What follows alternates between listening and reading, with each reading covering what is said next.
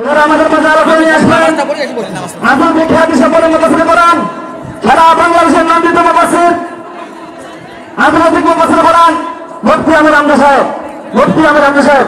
আমি হুজুরকে প্রোগ্রাম আলোচনা শুরু করার জন্য কিছু কথা আহ্বান করছি। আসসালামু আলাইকুম ওয়া রাহমাতুল্লাহি ওয়া বারাকাতুহু। আলহামদুলিল্লাহি রাব্বিল মাশরিকাইনি ওয়া রাব্বিল মাগরিবাইন আল্লাযী খালাকা কুল্লা শাইইন যাওজাইন ওয়া আওজাবা আলাইনাল ইহসানা বিল ওয়ালিদাইন ونشهد أن لا إله إلا الله وحده لا شريك له وأشهد أن محمدا عبده ورسوله سيد الكونين صلى الله عليه وعلى آله وصحبه وأتباعه أجمعين ليلا ونهارا في الطرفين فقد قال الله تعالى في كلامه المجيد وبرهانه التوحيد أعوذ بالله من الشيطان الرجيم بسم الله الرحمن الرحيم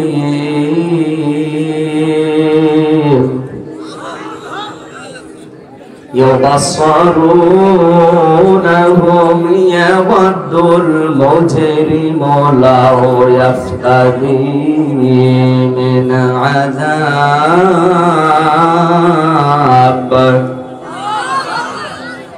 لو يفتدي من عذاب يومئذ ببنيه وصاحبته وأخيه وفصيلته التي تؤويه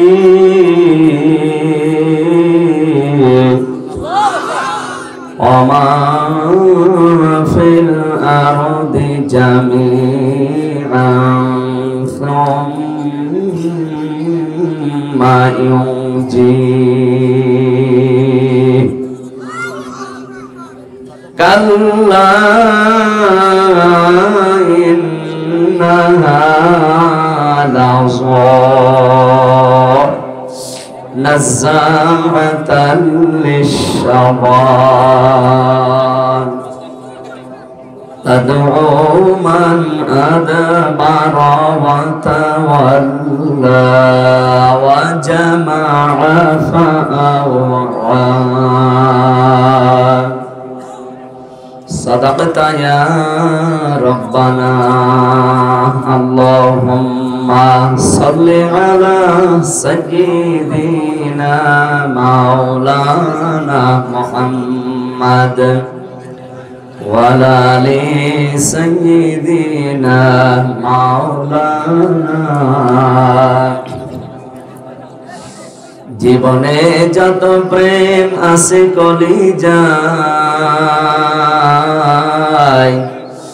নবীজির তরে সবটুকু দিয়ে দেব তাই বিনিময়ে শাফাত যদি তার পাই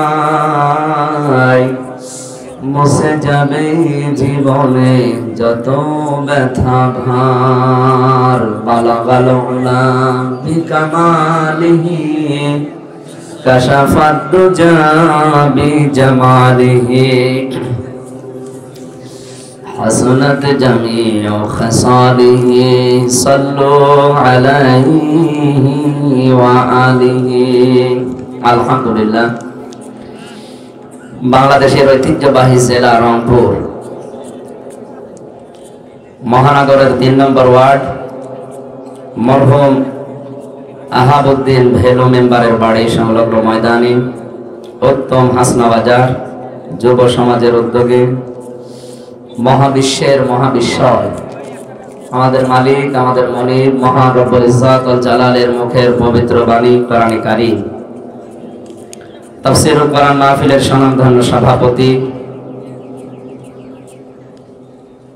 অত্র এলাকার সর্বজন শ্রদ্ধেয় ব্যক্তিত্ব জনাব হাজী মোহাম্মদ আব্দুর রাজ্জাক বিশ্বাস দামাত বারকাতুহুমুল আলিয়া, সহ সভাপতি জনাব মোহাম্মদ মাহমুদুল হাসান, প্রধান পৃষ্ঠপোষক জনাব মোহাম্মদ শরীফুল ইসলাম ভাই, এ মাহফিলের প্রধান অতিথি শাইখুল মাশায়েখ রংপুর সিটির সম্মানিত মাননীয় মেয়র,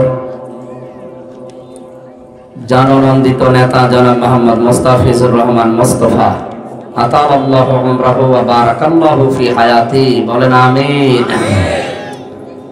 প্রধান মেহমান জনাব আনোয়ারুল ইসলাম, সম্মানিত অতিথি জনাব কামরুজ্জামান শাহীন, আমন্ত্রিত অতিথিবৃন্দ, বিশেষ করে জনাব মোহাম্মদ রেজাউল করিম ভাই সহ নাম না জানা অনেক মানুষের নাম এখানে দেখতে পাচ্ছি। এত মানুষের নামে দোয়া আস্তে আস্তে করতে গেলে আমাদের সময়, এমনিতে 1 ঘন্টা আমরা সময় পাচ্ছি মাগরিবের আগে। আরাফানা লাকা যিকরাক, একবার দোয়া করে দিলাম, সম্মান মর্যাদা আল্লাহ শুধু দুনিয়া না অভয় জগতে যেন বাড়িয়ে দেন, বলেন আমিন। এতক্ষণ যারা আলোচনা রাখলেন মাওলানা আবেদ আলী ফারুকি, মাওলানা ইদ্রিস আলী জিহাদি রংপুর, মাওলানা মমিনুল ইসলাম, মাওলানা রুহুল আমিন সোজা, আখেরি মোনাজাত যিনি করবেন জনাব মাওলানা আজিজুল ইসলাম গাইবান্ধা। এই মাহফিলের বরেণ্য সদস্য যারা, মঞ্চে বসা ওলামা ইকরাম, সামনে বসা মুসলমান ভাইরা, পর্দার আড়ালের সম্মানিতা মা এবং বোনেরা, প্রশাসনের ভাইরা, প্রাণ প্রিয় রংপুরবাসী, দল মত জাতি বর্ণ ধর্ম নির্বিশেষে কোরআনের এই অনুষ্ঠানে দিনের বেলায় প্রচন্ড তাপদাহ চলছে। এই প্রচন্ড গরম উপেক্ষা করে কোরআনের আকর্ষণে যারা এই ময়দানে এসেছেন কিছু জানার জন্যে এবং বাড়িতে নেওয়ার জন্যে, কোরআনের জন্য কোনো মানুষ যদি সময় ব্যয় করে, কিয়ামতে এই সময়ের হিসাব আল্লাহর কাছে দেওয়া লাগবে না।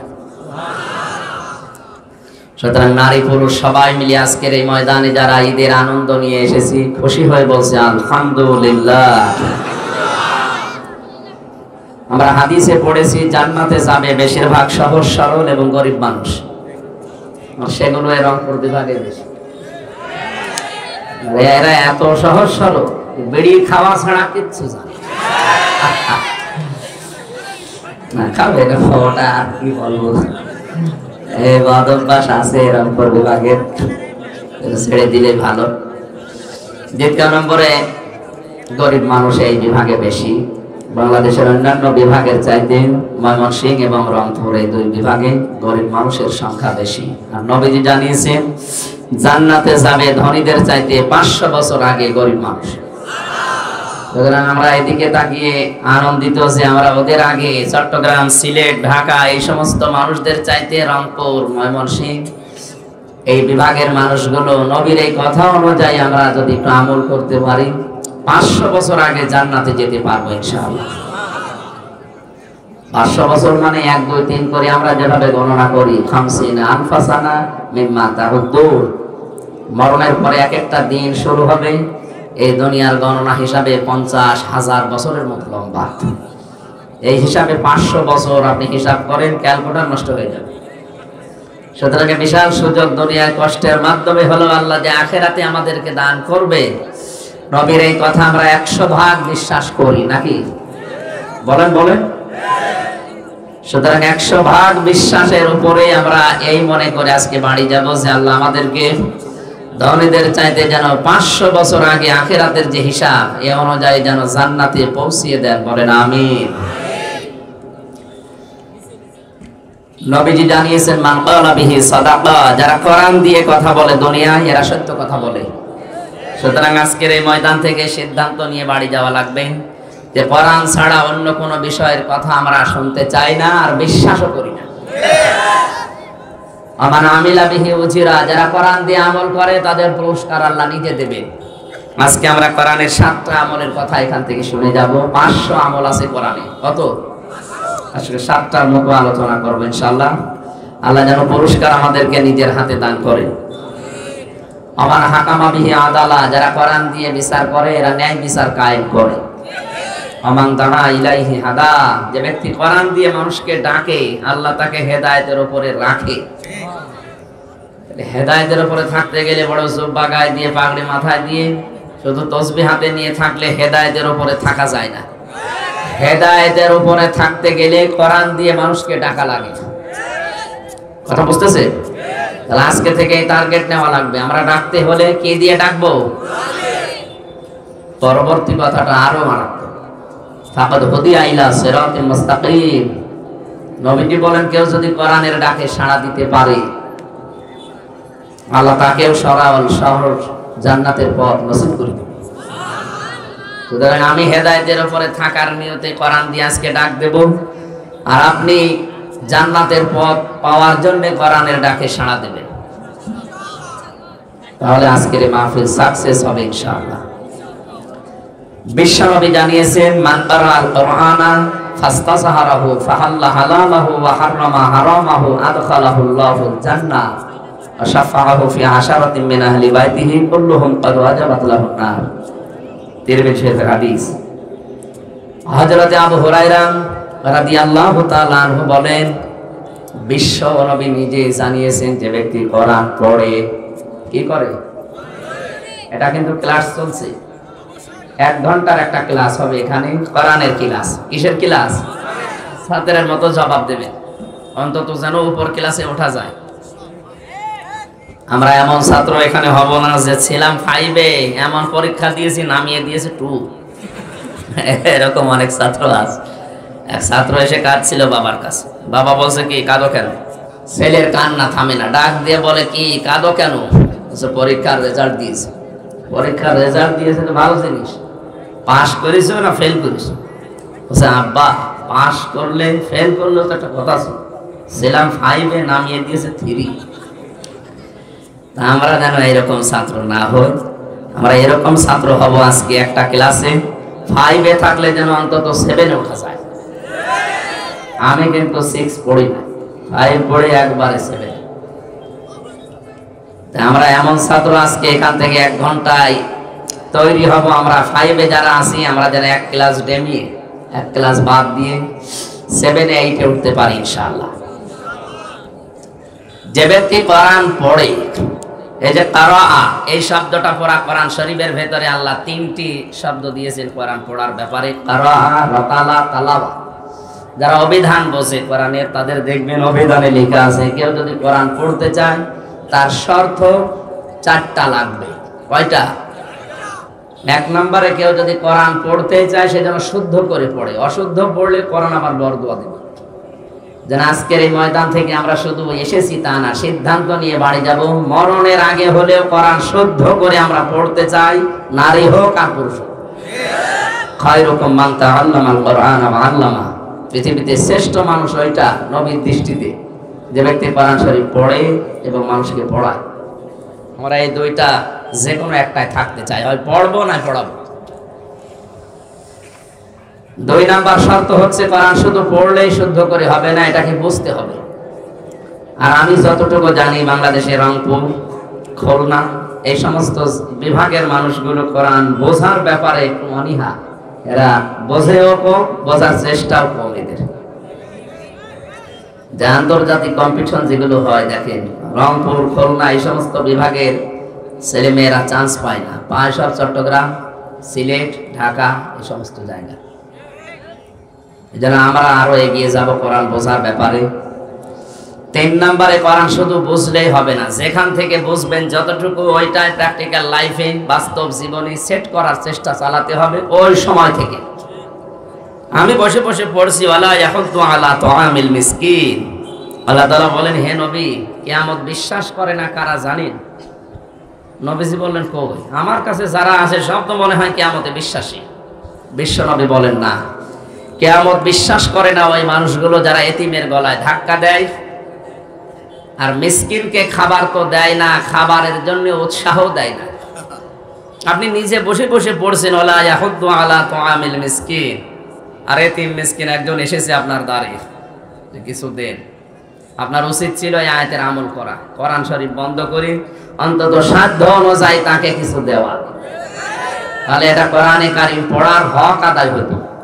আর আপনি পড়েই গেলেন সওয়াব পাওয়ার জন্য, ওদিকে ওই লোকটা না খেয়ে আছে 2 দিন, না আপনারে পড়ার কোনো গুরুত্ব নেই, লাভ হবে না। এজন্য শর্ত হচ্ছে যেটা যখন পড়বেন ওইটা ওই জায়গা থেকে যেন বাস্তব জীবনে সেট করা যায়, এই সিদ্ধান্ত নিয়ে মাঠে নেমে পড়া। 4 নম্বরে আমি যেটা পড়ি এটা যেন মানুষকে আমি মানাতে পারি, সেই পরিবেশ তৈরি করার জন্য চেষ্টা চালানো। এ কথা বলার পরে আল্লাহর নবী জানিয়েছেন ফাস্তাযহারাহু, যারা আরবি গ্রামার বোঝে শব্দটা কত ওয়েট, কত ওজন আপনি টের পাচ্ছেন। 99টা অর্থ আছে এজহার শব্দের। এজহার মানে দাঁড় করানো, এজহার মানে স্পষ্ট করা, এজহার মানে প্রকাশ করা, এজহার মানে কায়েম করা, এজহার মানে বিজয় করা।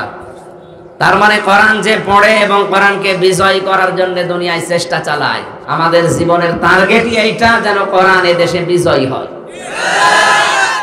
কারণ আমরা কোরআনের মালিক না, আমরা কোরআনের কামলা, খাদেম। আমরা কি এর মালিক নাকি? এর মালিক কে? আমরা খাদেম, কামলা। এই যে জমিনটা, এর মালিক আমি না, একজন মালিক আছে। আমাদের মতো 5-6 জনকে যদি জমির মালিক বলে আপনারা ধান লাগান, এখানে বিকাল 5টার সময় বেতন দিয়ে দেব। আমরা সারাদিন ধান লাগাচ্ছি, 10 মিনিট আগে 5-6 জন মস্তান মোটরসাইকেল নিয়ে এসে বলছে ধান লাগানো যাবে না, যা লাগিয়েছেন সব তুলে ফেলে। আমরা বলবো ভাই এ ধানও আমাদের না, এ জমিও আমাদের না, আপনারা ধান তুলে ফেলবেন না কি করবেন, আর 10 মিনিট পরে শুরু করে, কারণ আমরা বেতনটা নিয়ে নেই। কথা বলে না, বেতনটা পেয়ে গেলে আমাদের কাজ শেষ। এই জমির মালিক আমরা না, ধানের মালিক আমরা না, আপনারা ধান তুলে ফেলবেন না বাড়ি নিয়ে যাবেন, যা করবেন কিন্তু 10 মিনিট পর। কারণ এই 10 মিনিট আগে ধান তুলে ফেললে বাড়ির মালিক আমাদের বেতন দেবে? বেতন তো দেবে না, তার জমি নষ্ট করার জন্য আর জরিমানা নেবে। কি বুঝলেন আপনি এখান থেকে? বিকাল 5টা মানে জীবনের শেষ দিন। বিকাল 5টা মানে কি? বেতন মানে আমাদের আল্লাহর বানানো যে বাগান, জান্নাত। এরপরেও যদি মস্তানি করে আপনি ধান তুলে ফেলতে চান 10 মিনিট আগে, আমি কিন্তু শক্তি নেই, তারপরও ছেড়ে দেব না, কারণ আমার রুজি রুটি এর ভেতরে। 10 মিনিট না হলে বেতন পাবো না, এটা না হলে আমার সংসার চলবে না। আপনাকে যদি বেঁধে রাখা লাগে, দরকার হয় বেঁধে রাখবো, যদি মেরে ফেলা লাগে মেরেও ফেলবো, তারপরে অন্তত 10 মিনিটে জমিন পাহারা দেওয়াই লাগবে। আল্লাহ রাব্বুল আলামিনের কোরআনের যেহেতু আমরা খাদেম, এই জমিনে কোরআনে কারিম যদি আমরা চেষ্টা চালাই কায়েম করার, বিকাল 5টা জীবনের শেষ দিন পর্যন্ত চালাতেই হবে। এর ভেতরে কেউ যদি মস্তানি করে, দরকারে বেঁধে রাখা হবে। যদি মারামারি করা লাগে হবে, যদি হাতাহাতি হয় হবে, যদি দাঁত ফেলে দেওয়া লাগে তাও দেব, যদি মেরে ফেলা লাগে তাও মেরে ফেলব, কারণ আমার বেতন দরকার। আমার বেতনের নাম কি? জান্নাত। বলেন বলেন। ওইটা পাওয়ার জন্য বাধা আমি দিতে আপনাকে বলি নাই, বারবার বলছে 10 মিনিট পরে তোলেন। এখন জমির মালিক যিনি, উনি যদি এসে দেখে মস্তানরা এরপরও জোর করে তুলে ফেলছে, আমার মনে হয় জমির মালিক যদি ওই সময় কিছু না বলে, মনে করতে হবে উনি একেবারে দুর্বল, এজন্য কিছু বলছে না।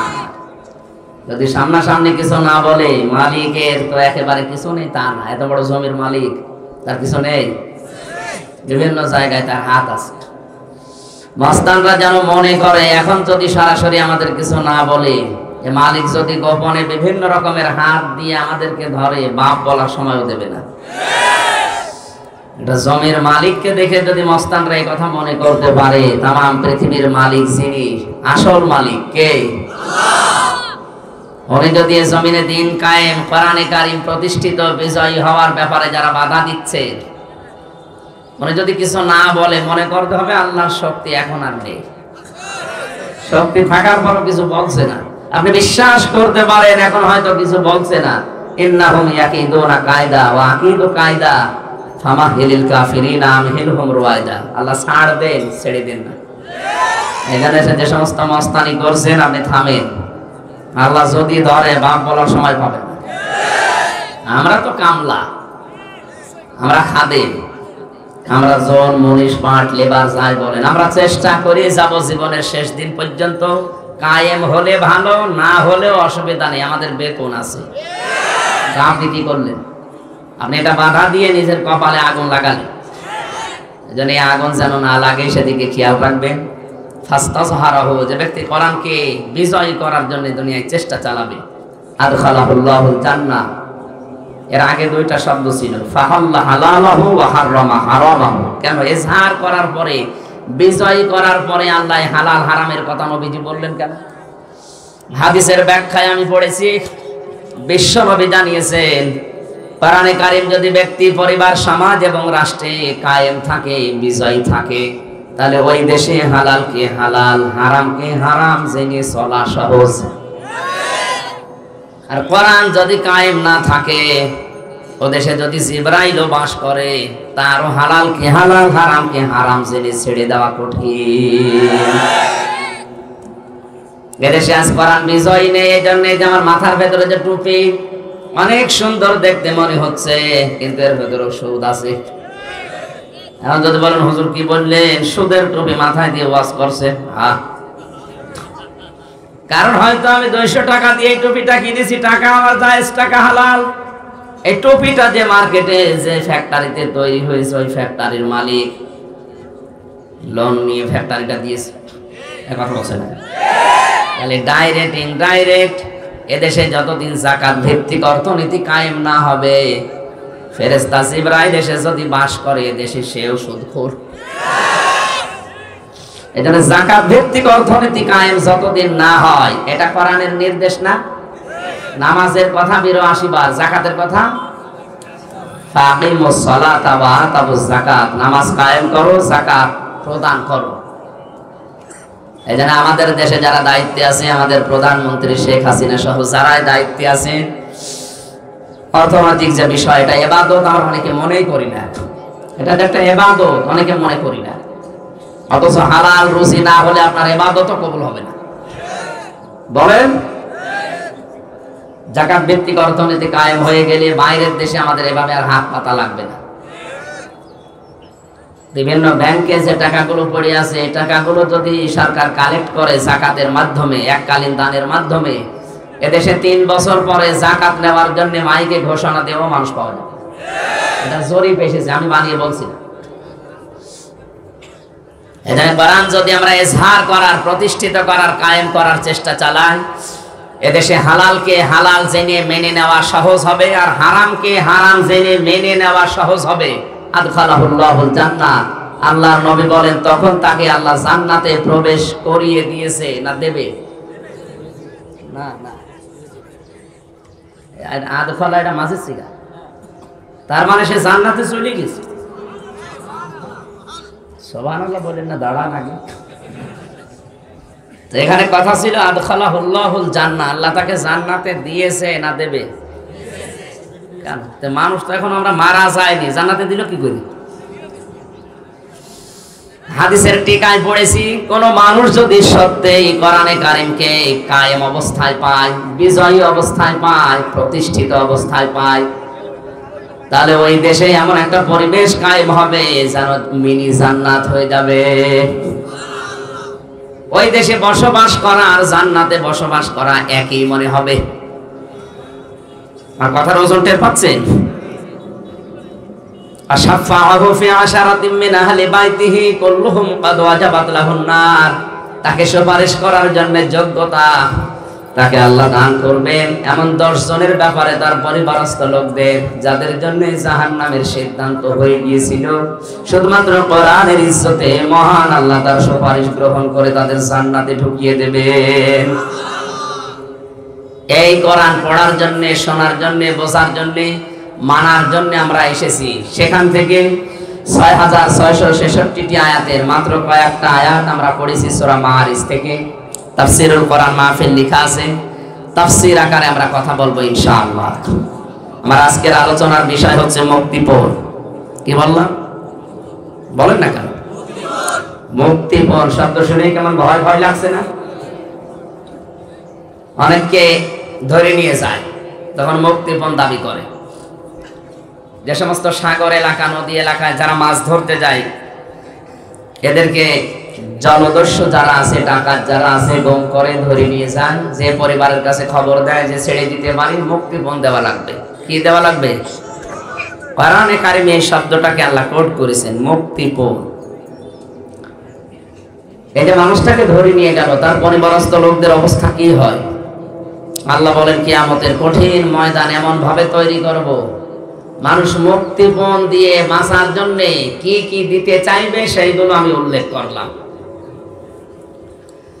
আল্লাহ রাব্বুল আলামিন বলেন, ইউবাসসারুনাহুম ইয়াবাদুল মুজরিমু লাউ ইয়াফতাদি মিন আযাবি ইয়াউমিদিন বিবানি। কিয়ামতের এই কঠিন ময়দান যেদিন শুরু হবে, মানুষ নিজেকে বাঁচাতে সর্বপ্রথম তার সন্তান আল্লাহকে দিয়ে দেবে। বলবে, মাবুদ, আমার এই ছেলে মেয়ে দিয়ে দিলাম, তুমি আমাকে মুক্তি দাও। আয়াতটা পড়ার পরে আমি সিদ্ধান্ত নিয়েছিলাম, আল্লাহ এই কথা কেমন ভাবে বলল? মুক্তিপণ হিসাবে সন্তানের নাম প্রথম কেন দিলেন? আমারও দুইটা মেয়ে আছে, একটা 10 বছর, একটা 4 বছর। ছোটটা আমি ছেড়ে যাওয়ার আগে 1 বছর রেখে গিয়েছিলাম, এখন ওর বয়স 4 বছর। ওর প্রতি আমার যে দুর্বলতা আছে, ভালোবাসা, ও আমাকে যেভাবে ভালোবাসে, আমি তো বাস্তবে ওর দিকে তাকিয়ে মাঝে মাঝে চিন্তা করি, তামাম বাংলাদেশ যদি কেউ বলে দিয়ে দিলাম, ফারিহাকে দিয়ে দেন, আমার দ্বারা সম্ভব না। আমি সন্তান হিসাবে তাকে এতটুকু ভালোবাসার কারণে যদি বাংলাদেশ লিখে দিলে ওকে আমি দিতে না চাই, যদিও দেওয়া সম্ভব, কিন্তু দিতে আমার মন চাচ্ছে না। কিয়ামতের ওই কঠিন ময়দানে আল্লাহ বলেন, ফারিহাকে পর্যন্ত হামজা বলবে, আল্লাহ এটাও দিয়ে দিলাম, নেন, আমারে বাঁচা। কারীম জানিয়েছে, ফাকাইফা তাত্তাকুনা ইন কাফারতুম ইয়াউমা ইয়াজআলুল বিলদানা শিবা। সূরা মুসাম্মিলের ভেতরে আল্লাহ ঘোষণা দিয়েছেন, এমন সালসালা অবস্থা তৈরি হবে, যুবক মানুষ বৃদ্ধ হয়ে যাবে। মেয়র সাহেবের দাড়ি এমনিতে বাতাসে পেকে গেছে, এক কথা বলেন না, 63 বছর বয়স চলছে লোকটার। এ বয়সে এসে দাড়ি পেকেছে, কয় আমার তো 33 বছর, আমার তো দাড়ি পাকে না। তার মানে দাড়ি পাকতে বয়স লেগেছে কত? কমপক্ষে 63 বছর। আমি একটা যুবক মানুষ, আল্লাহ বলেন কিয়ামতে এমন কঠিন জালজালা অবস্থা পয়দা করব, হামজার মতো 33 বছরের যুবক, মোস্তফা সাহেবের মতো 63 বছরের বুড়ো হয়ে যাবে। আপনি কথাগুলো খুব নরমাল বলছি তা না, একটু ভাবেন তো হৃদয় দিয়ে, কি অবস্থা আল্লাহ বানাবেন। আল্লাহ পাক বলেন, সন্তান হওয়ার জন্য মেয়েদের লজ্জা স্থান লাগে। কিয়ামতের কঠিন ময়দানে লজ্জা স্থান লাগবে না, পেট ফেটে বের হয়ে যাবে।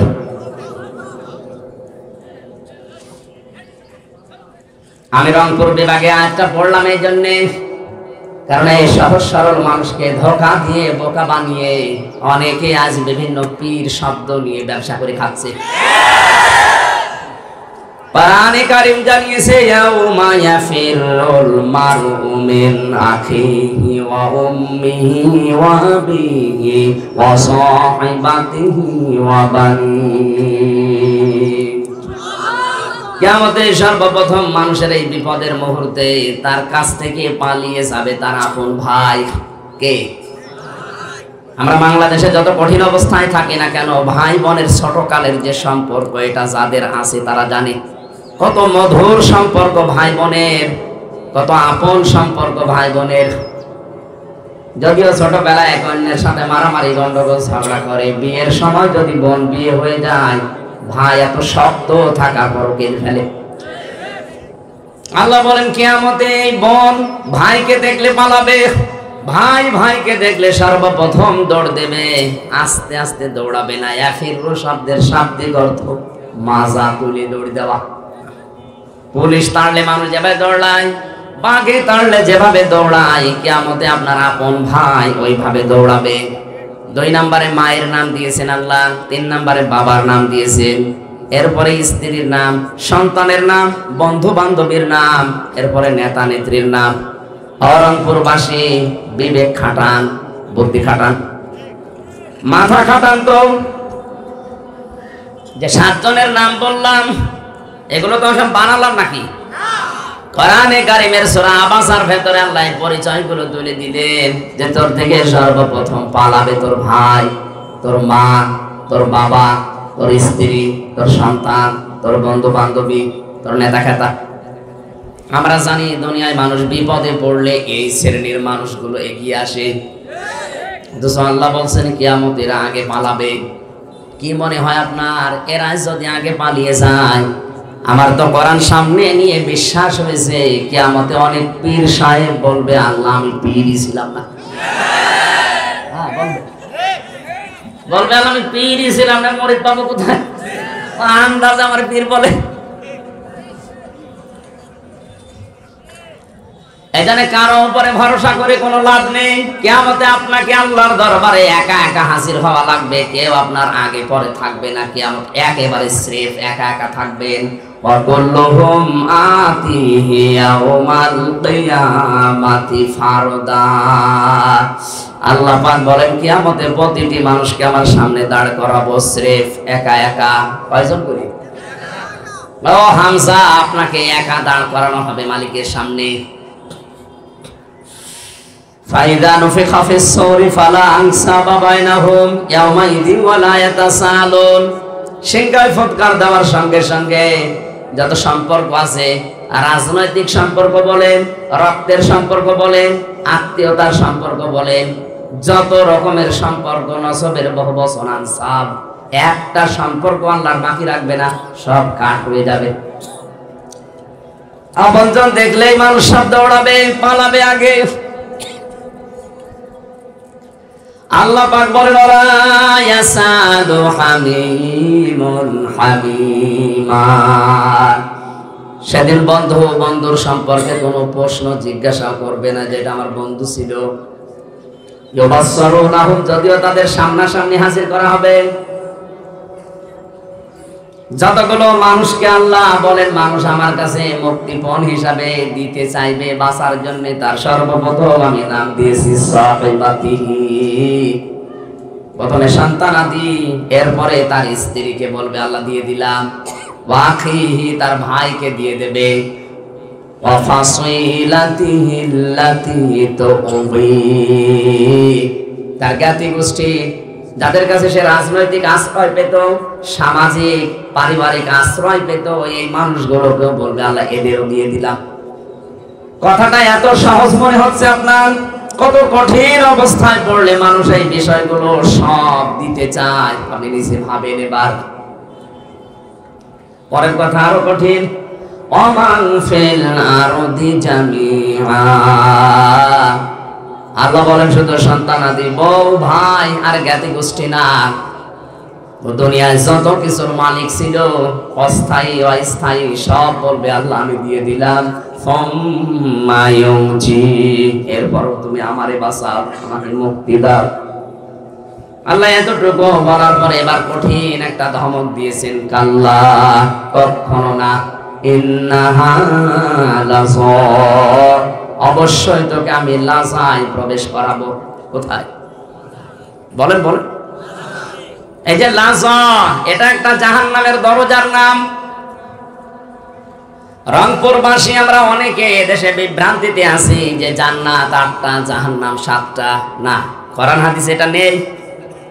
আমি কোরআনে পেয়েছি জান্নাতও একটা, জাহান্নামও একটা, কিন্তু জাহান্নামের দরজা আমরা জানি 7টা আর জান্নাতের দরজা 8টা না। কোরআনে আল্লাহ জাহান্নামের দরজা যদিও 7টার বর্ণনা বেশি দিয়েছেন, জান্নাতের দরজার বর্ণনা দিয়েছেন 100টার উপরে।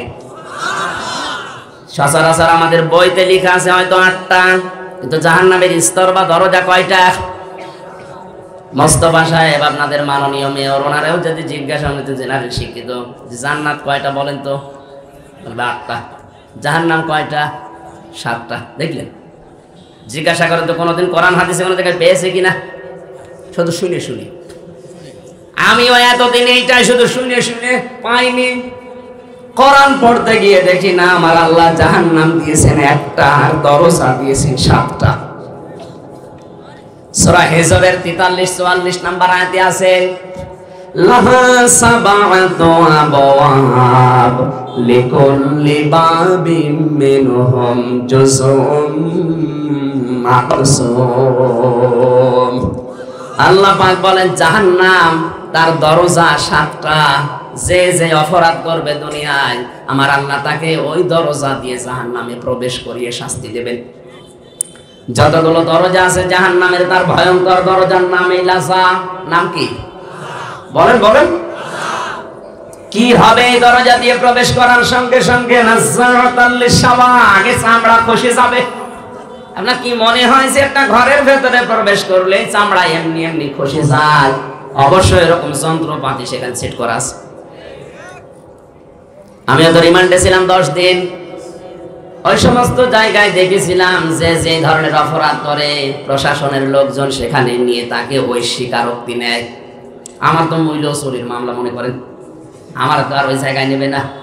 যে অস্ত্র নিয়ে ধরা পড়েছে মার্ডার মামলার আসামি, তার থেকে স্বীকারোক্তি নেওয়ার জন্য কিন্তু বলবে না সোনা মধু একটু বলো, বলবে তার নখ তুলে নেবে, তারা এমন এমন দৃশ্য দেখাবে, দৃশ্য দেখলে যে আপনার নখ উঠে যাবে তা না, নখ ধরে আবার টান দেওয়া লাগবে। আল্লাহ বলেন এমন এক দরজা দিয়ে প্রবেশ করাবো, নাযাআতাল লিশাওয়া, ও ঘরে ঢুকলেই তোর চামড়া খসে যাবে। তাহলে এমন একটা মেশিন সেট করা আছে যন্ত্রপাতি দিয়ে, ও ঘরে ঢুকলে আগে চামড়া খসে যায়। এই জায়গাটা খুব সহজ।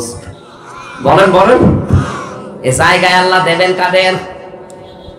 তাহলে আজকে থেকে এই নিরসনটা হয়েছে আমাদের ভুলের, যে জাহান্নাম একটা, এর দরজা বা স্তর 7টা। কয়টা? যে যেই ধরনের অপরাধ দুনিয়ায় করবে আল্লাহ তাকে ওই দরজা দিয়ে প্রবেশ করিয়ে ওই রকম শাস্তি দেবে। আজকের আলোচনা থেকে আমরা প্রমাণ করব যে আমি কোন দরজা দিয়ে প্রবেশ করার উপযুক্ত হয়েছি।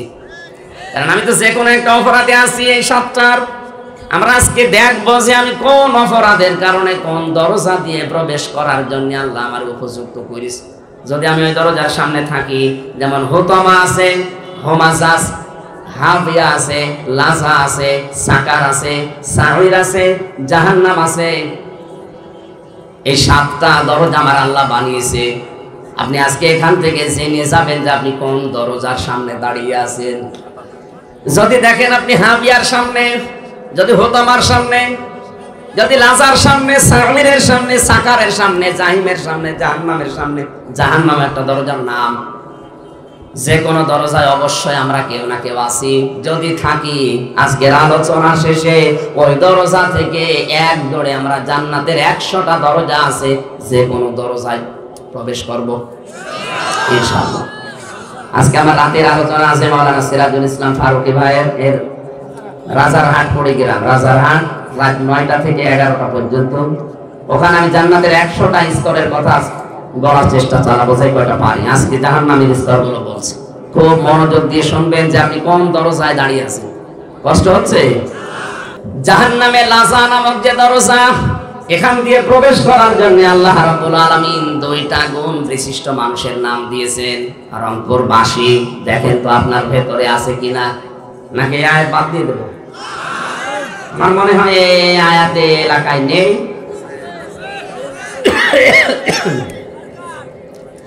আল্লাহ পাক বলেন যেখানে গেলে চামড়া আগেই খসে পড়ে যাবে, এখানে যাবে কারা জানো? তাদউ মান আদবারা ওয়া তাওয়াল্লা। জাহান্নামে লাজা নামক যে দরজা, এটা তাদেরকে ডাকবে যে মানুষগুলো সত্যকে সত্য জানার পরও অহংকার করে মুখ ফিরিয়ে চলে যেত। আর বাংলাদেশে এই প্রকার মানুষ এখন বেশি। সত্যকে সত্য জানার পরও অহংকার করে ঘাড় ঘুরিয়ে চলে যায়। এ স্বভাব নেই মানুষের? হযরত ইব্রাহিম নবী আলাইহিস সালাম আল্লাহকে পাওয়ার জন্য তিনি বহু কিছু খোঁজ করেছিলেন। কোরআনে আমার আল্লাহ তার ঈমানের যে 50টা পরীক্ষার কথা দিয়েছেন, তার 10টা মেন আমি কোরআনে পেয়েছি। তাকে আমার আল্লাহ পরীক্ষা করেছিলেন তারকা দিয়ে, চন্দ্র দিয়ে, সূর্য দিয়ে, বিভিন্ন জিনিস দেখতেন আর বলতেন এইটাই আমার প্রভু মালিক, এইটাই আমার খোদা হবে।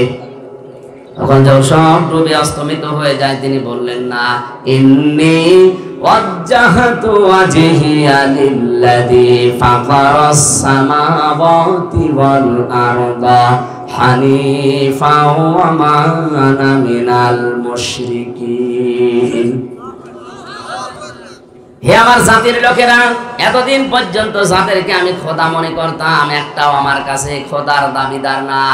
সবগুলো অস্তমিত হয়ে যায়, ডুবে যায়, নষ্ট হয়ে যায়। যারা শেষ হয়ে যায় এদেরকে আমি মানতে পারি না।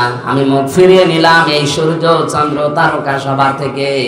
তোমরা যাদেরকে শরীক করো সব থেকে আমি মুখ ফিরিয়ে নিলাম ওই আল্লাহর দিকে, যিনি আসমান আর জমিন যথাযথভাবে বানিয়েছে। আমি হানিফা, একনিষ্ঠভাবে মুখ ঘোরালাম। ওমান মিনাল মুশরিকিন, আমি কিন্তু মুশরিক না, শিরিক করি না।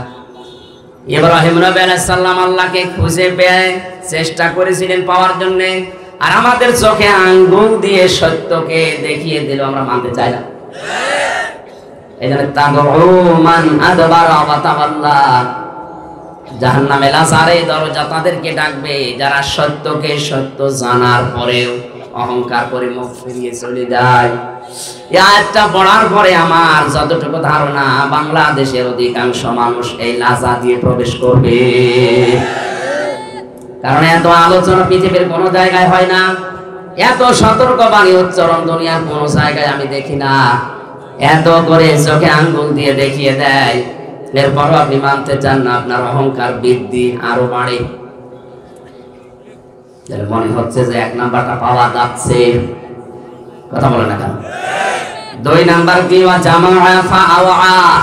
যারা মাল সম্পদ জমা করে আর সংরক্ষণ করার জন্য চেষ্টা চালিয়ে যায়। রংপুরবাসী, পৃথিবীর কোন সম্পদ স্থায়ী না। আপনি এখনই চোখ বন্ধ করেন, এমনি মিথ্যায় চোখ বন্ধ করে আপনি দেখেন সব কেমন যেন আপনার পর হয়ে যাচ্ছে। আর আপনি মাল সম্পদ বৈধ অবৈধ নেই, কোন রাস্তা দিয়ে আসে তাও দেখা দেখি নেই, আপনি জমা করতে আসেন।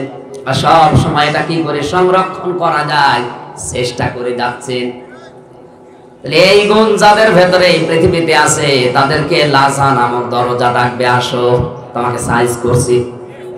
ভেতরে ঢুকিয়ে নিয়ে আগে চামড়া খসিয়ে ফেলবে। বলেন নাউজুবিল্লাহ। গুণ পেলাম কয়টা? বাংলাদেশে দ্বিতীয় গুণের মানুষ আমরা এখন অহরহ দেখতে পাচ্ছি। বৈধ নেই অবৈধ নেই, খালি জমা করে আর সংরক্ষণ কি করে করা যায়। যারা অবৈধভাবে ইনকাম করছেন, 2টা ক্ষতি হবে তাদের। 1 নম্বরে ওই সম্পদ আপনাকে আল্লাহ ভোগ করতে দেবে না। এটা তো আমি বানালাম নাকি? সূরা তাহা 16 নম্বর পারা 19 নম্বর পৃষ্ঠার 13 নম্বর লাইনের 124 নম্বর আয়াতে আছে, অমান আ'রাদা আন যিকরি ফাইন্না লাহু মাঈশাতান দানকা ওয়া নাহশুরুহু ইয়াওমাল কিয়ামাতি আ'মা। যে ব্যক্তি আল্লাহর আইন বাদ দিয়ে, আল্লাহর বিধান বাদ দিয়ে উপায় করবে দুনিয়ায়, আল্লাহ পাক তার জীবনকে সংকীর্ণ করে দেবে। এদেশে আজ 1734 জন মানুষ মেন দায়িত্বে আছে, তাদের জন্য বলছি, কারণ এটা রেকর্ড হচ্ছে, কালকে সারা দুনিয়া ছড়িয়ে যাবে। এই 1734 জন মানুষ এরাই বেশি বেশি ইনকাম করছেন। আপনারা জামা ফাওয়া আর এগুলো সংরক্ষণ করার জন্য অনেকেই বেগম পাড়া পর্যন্ত বানাচ্ছে। কয় মোস্তফা সাহেবের তো বেগম পাড়া নেই, আছে? যারা আজ অবৈধ বৈধ দেখা দেখি নেই কামাই করছেন, শুধু এই যে দঙ্কা শব্দ আল্লাহ কোরআনে খেলা করার জন্য দিয়েছে তা না। আপনার জীবনের আয় উন্নতিতে আল্লাহ কোনো বরকত রাখবে না। কোরআনের আয়াত আপনি 100% বিশ্বাস করেন তো? হ্যাঁ, সুতরাং আমরা এখনই সতর্ক হব। এই লাজা নামক দরজা দিয়ে গেলে আল্লাহ ছেড়ে দিচ্ছে না, আগে চামড়া খসিয়ে ফেলবে, এরপরে শাস্তি শুরু হবে। যারা অবৈধভাবে আজ টাকা পয়সা ইনকাম করে পাহাড় পর্যন্ত তৈরি করে ফেলছেন আর সংরক্ষণ করার জন্য বিভিন্ন লাইন অবলম্বন করছেন, বৈধ অবৈধ দেখা দেখি নেই যে এটা টিকিয়ে রাখা লাগবে।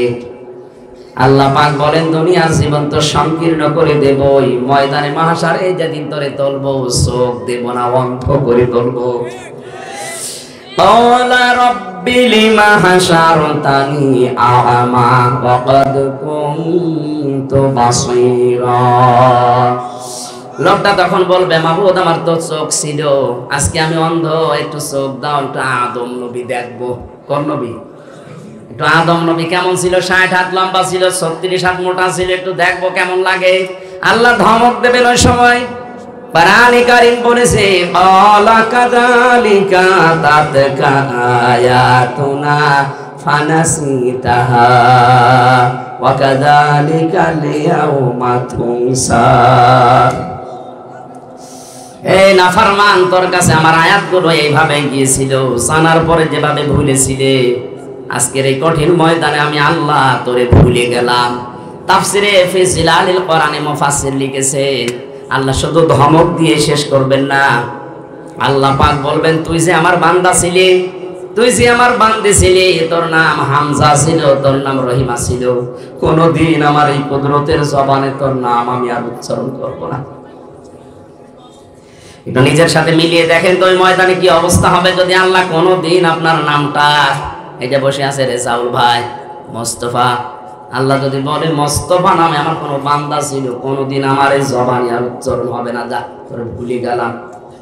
উনি কিয়ামত পর্যন্ত মেয়ের থেকে কোনো লাভ আছে না। ময়দানে মহাশারে, ওই কঠিন ময়দানে আল্লাহ যদি বলে, হামজা যা করে আমি মাফ করে দিলাম, আমি যদি সারা জীবন জেলখানায় কাটাই, তাও আমার জীবন সফল।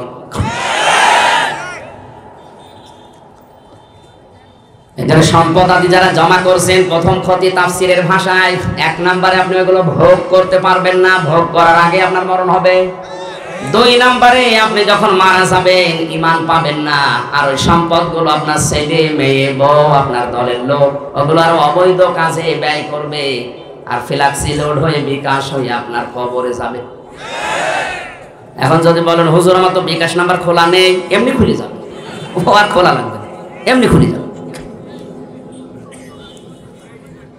জাহান্নামে লাসা নামক দরজা দিয়ে প্রবেশ করার গুণ জানলাম কয়টা? রংপুরে 2 গুণের মানুষ আছে। আল্লাহ আমাদেরকে যাদের কানে যাচ্ছে তাদেরকে যেন পরিবর্তন হওয়ার তৌফিক দেন। 2 নম্বরে কঠিন দরজা যেটা, তার নাম হোতমা। নাম কি? এই দরজা দিয়ে আল্লাহ প্রবেশ করাবে তাদেরকে যাদের ভেতরে 4টা গুণ আছে। এবার দেখেন তো আপনার ভেতরে পাওয়া যায় কিনা। ওয়াইলুল লিকুল্লি হুমাযাতিল লুমাযা। 1 নম্বরে যে মানুষগুলো সামনে পেছনে মানুষের দোষ চর্চা করে, মানুষের নিন্দা করে, এটা তো দেশে নেই। একে অন্যের কথা লাগায়, কানে কানে লাগিয়ে সম্পর্ক নষ্ট করে দেয়, তালাতালি করে ধ্বংস হয়ে যায় ওই মানুষগুলো যারা সামনে পেছনে মানুষের নিন্দা করে। যে দোষ মানুষ করে নাই, ওই দোষ তার উপরে চাপিয়ে দিয়ে তার জীবনটা নষ্ট করে দেয়। আর এটা বাংলাদেশে এখন সবচেয়ে বেশি। কিচ্ছু জানি না, আন্দাজে এক দোষ আমার উপরে চাপিয়ে আমার জীবনটা জাহান্নাম বানিয়ে দিল।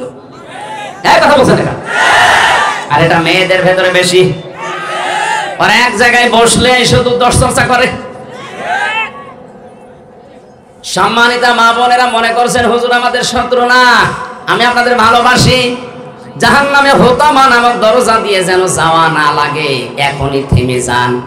যারা দোষ চর্চা করছেন, এর কথা ওর কাছে লাগাচ্ছেন, তালাতালি করছেন, যদি এরকম কোন মহিলা এলাকায় থাকেন, তার জন্য পুরা রংপুরের মানুষের দোয়া কবুল বন্ধ হয়ে যাচ্ছে।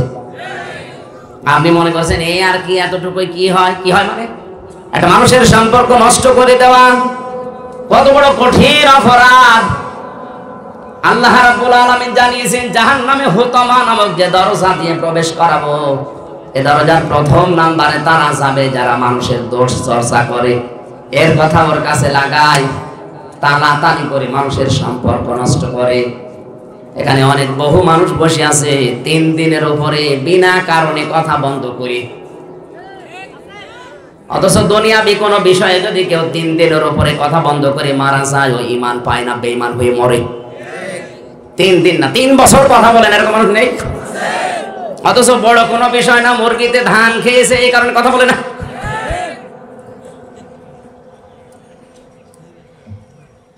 আজকের ওয়াজ এখান থেকে আমল শুরু করা লাগবে। 3 দিনের ঊর্ধ্বে কথা বন্ধ হয়ে আছেন এমন মানুষ যদি থাকেন, একটু হাত তোলেন তো। কি হয়েছে বলেন তো দেখি। এই কে কে কে কি কারণে কথা বন্ধ করে বলেন?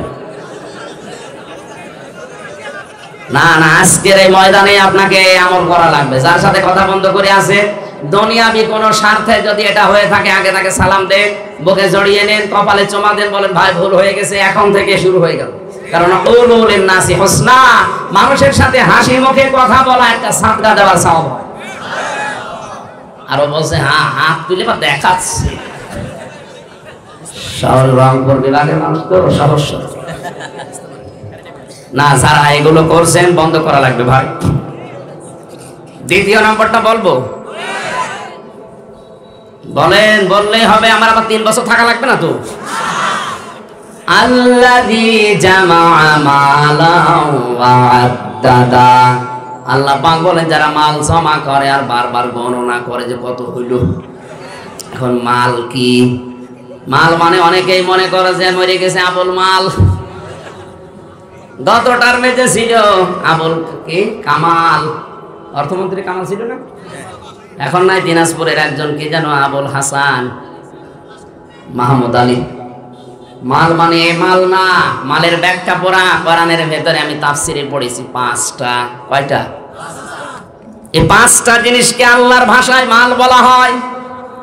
1 নম্বরে নবীজি আয়াতের ব্যাখ্যা করতে গিয়ে জানিয়েছেন পৃথিবীর সব কিছুই মাল, এর ভেতরে উত্তম সম্পদ উত্তম মাল হচ্ছে আল্লাহওয়ালা নেককার মেয়ে মানুষ। আর দুনিয়া কুল্লুহা মাতাউন ওয়া খায়রু মাতাউদ দুনিয়া ইমরাতুস সালিহা, পৃথিবীর সব কিছুই মাল সম্পদ, এর ভেতরে উত্তম সম্পদ হচ্ছে আল্লাহর দৃষ্টিতে রাসূলের দৃষ্টিতে আল্লাহওয়ালা মেয়ে মানুষ। এখন আল্লাহওয়ালা মেয়ে মানুষ কোনটা? এই দেশে আমরা অনেকেই মনে করি বড় বোরকা পরে আছে, কালো, 5 ওয়াক্ত নামাজ পড়ে, রোজা রাখে, এগুলো আল্লাহওয়ালা না।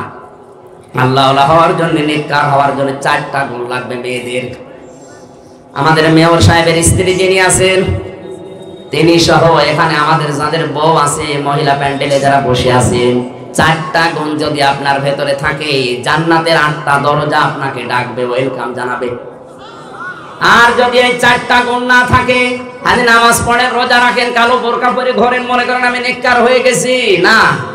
তিরমিজি শরীফের হাদিস, 1 নম্বরে ওইটা নেককার মহিলা স্বামী যখন বাইরে থেকে বাড়িতে আসবে দুনিয়ার সব কাজ বাদ দিয়ে স্বামীকে সময় দেবে।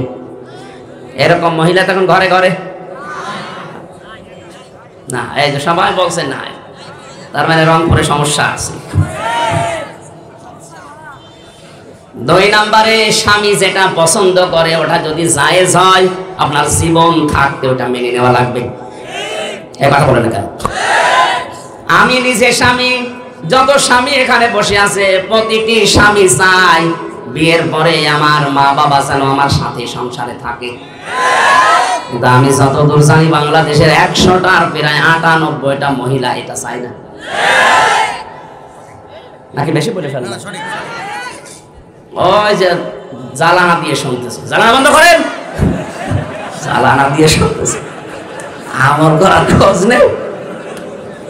আমার মা বাবা আমার সাথে থাকবে, আর ও বলে না। আরে নিজের মা বাবা হলে কোনোদিন আলাদা করে দিতে পারতো?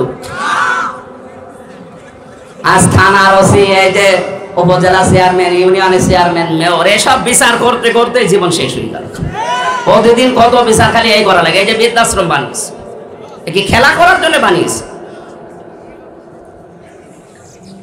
কিছুদিন আগে একটা ভিডিও ঘুরছিল, 6টা ছেলে মেয়ে, লোকটার বউ মারা গেছে অনেক আগে, লোকটার বয়স 95 বছরের উপরে, 6টা ছেলে মেয়ে, সব হায়ার এডুকেটেড, সব অনার্স মাস্টার্স করা, 4টা ছেলে 2টা মেয়ে, সব ভাই বোন মিলে জায়গা জমিগুলো নিজেদের নামে লিখে নিয়ে শেষ পর্যন্ত লোকটাকে রাস্তায় ছেড়ে দিয়েছে। 95 বছর বয়স লোকটা, দেখেন কিছুদিন পরে পড়বে আর মরবে, ট্রেনে পড়ে মরে থাকবে, কুকুরের খাবার হবে। এক কথা বলছেন কেন? সম্মানিত মা বোনেরা, যদি উত্তম সম্পদ হতে চান দুনিয়ায়, শ্বশুর শাশুড়িকে নিজের মা বাবার মতো মনে করা শুরু করেন। আরে ভাই, আমি তো নিজে একটা জামাই, কোরআন শরীফ আমি হাতে না মাথায় নিয়ে বলতে পারি, আমরা জামাইরা যেভাবে শ্বশুর শাশুড়িকে নজরে দেখি, বউগুলো যদি ওই নজরে আমাদের মা বাবাকে দেখতো, বাংলাদেশে কোনো সন্তান আলাদা হতো না। নেককার হওয়ার জন্য শুধু কালো বোরকা পরে মনে করছেন আমি বড় বুজুর্গ হয়ে গেছি। স্বামী যেটা পছন্দ করে যদি জায়েজ হয় জীবন থাকতে আপনাকে মেনে নেওয়া লাগবে। 3 নম্বরে নেককার হওয়ার জন্য গুণ দিয়েছেন আল্লাহর নবী, স্বামী যখন বাইরে যাবে তার সম্পদ এবং তার সন্তানকে আপনি ইসলামের দিকে রাখবেন। স্বামী বাইরে চলে যায়, আপনি সারাদিন বসে বসে সিরিয়াল দেখেন, আর ওগুলো সব জীবনে মিলায় যে আমি হবো কটকটি আর মেয়ে হবে কিরণমালা। না, আপনার সম্পদ এবং সন্তান স্বামী গেছে বাইরে, এগুলো হেফাজত করে ইসলামের দিকে রাখবেন, এটা নেককার মহিলার গুণ। 4 নম্বরে স্বামী যখন বাড়িতে আসবে তাকে খুশি করার জন্য সাজগোজ করা। আল্লাহ মেয়েদের এই 4টা গুণ অর্জন করার তৌফিক দেন, আমিন। মালের 2 নম্বর ব্যাখ্যা হচ্ছে চেয়ার, ক্ষমতার চেয়ার। 3 নম্বর ব্যাখ্যা অস্ত্র শস্ত্র। 4 নম্বর ব্যাখ্যা সম্পদ। 5 নম্বর ব্যাখ্যা প্রভাব প্রতিপত্তি। এগুলো যারা জমা করে রাখে আর মনে করে এগুলো কোনোদিন হাতছাড়া হবে না, ইহসাবু আন্না মালাহু আখলাদা, আল্লাহ বলেন কাল্লা, কখনো না। লায়ুম বাজান্না ফিল হুতামা, তোকে হুতামা দিয়ে প্রবেশ করাবো। কোন জায়গায়? ওমা আদরাকা মাল হুতামা, নবী আপনি জানেন এটা কি? নারুল্লাহিল মুকাদা, এটা আল্লাহর জ্বালানো আগুন, আল্লাহ নিজে আগুন জ্বালিয়েছে। এর 7টা বর্ণনা আল্লাহ কোরআনে দিয়েছে, আমি তো 2টা বললাম। যারা সত্যকে সত্য জানার পরে মুখ ফিরিয়ে চলে, যারা সম্পদ জমা করে রাখে আর বারবার সংরক্ষণ করার জন্য বিভিন্ন পন্থা অবলম্বন করে। 2 নম্বরে যে মানুষগুলো সামনে পেছনে মানুষের গেবত করে, মানুষের দোষ চর্চা করে, যে দোষ যে লোকটা করে নাই আন্দাজে ওই দোষ তার উপরে চাপিয়ে দিয়ে মিথ্যা আশ্বাস দিয়ে জীবনটা নষ্ট করে দেয়। এরকম মানুষ দেশে নেই? হাজারো মামলার আয়ু ধরা খাবেন। আমি জেলখানায় 3টা বছর থেকে দেখেছি অনেক মানুষ এখানে নিরপরাধ, ও বিষয় কিছু জানেই না।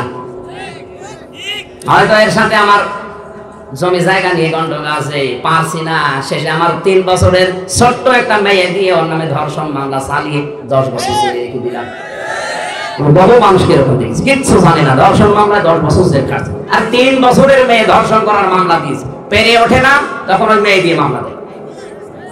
যারা আয়ু আছেন মামলার খুব হিসাব করে জীবন চালান। নামাজ রোজা আপনাকে জান্নাত নিয়ে যাবে মনে করছে, মানুষের যদি অভিশাপ লাগে।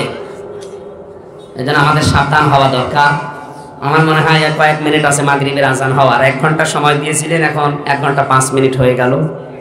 আমি জেলখানায় বসে পারিবারিক জীবনের যে সমস্ত সমস্যা এবং এর সমাধান করার জন্য কি কি লাগবে, জেলখানায় 2টা বই লিখেছিলাম, পারিবারিক সমস্যা এবং তার সমাধান।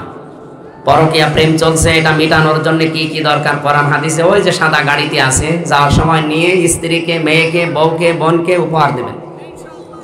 আর যারা মেয়েরা আছেন ওইগুলো নিয়ে আপনার স্বামীকে দিয়ে পড়াবেন। 2টা বই আছে, 2 রকম নিয়ে যাবেন। আমার পক্ষ থেকে মাননীয় মেয়রকে উপহার দেবেন একটা, ওনার ম্যাডামকে দেওয়ার জন্য। ওনার ম্যাডাম যদিও আর ওই সমস্ত লাইনে যাবে না, তারপরও পড়িয়ে দেখুন।